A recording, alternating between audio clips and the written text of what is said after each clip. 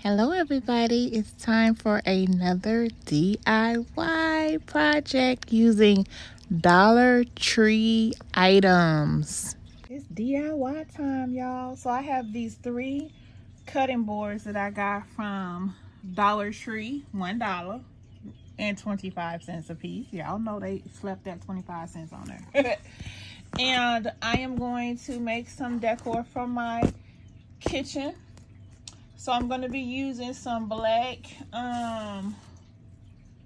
chalkboard paint. I got this also from Dollar Tree. Since I don't have a lot, I might mix it with some of this kids paint that I got from Dollar General. And it's black. I'm going to do 2 of them, these 2 skinny ones with the black. And then I have, wait a minute. Yeah. And then I have this white acrylic paint that I'm going to do on the white one, which I really probably don't even have to paint that one. But anyways, I got some letters. I got some gold letters and I got some black letters. I'm going to put some words on there. I've already decided what it's going to say, so I'm going to go ahead and paint these real quick, let them dry, and then I'll get to sticking and you guys will get to see what I did. And so with under, you know, $10, okay? Okay, so after I did that video, I realized that no, I'm not going to do 2 of them black and 1 white. I'm going to do these 2 right here will be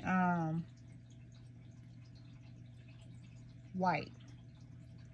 And the big one will be black with gold letters. The 2 white ones will have black letters.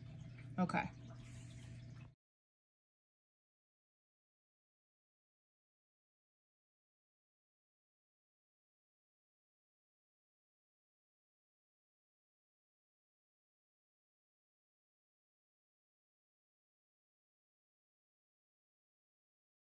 So with the red one, no matter how many times I painted it, I still could see the red. So I took some of this contact paper that you guys know I had put on one of the trays that's gonna go in the kitchen anyway.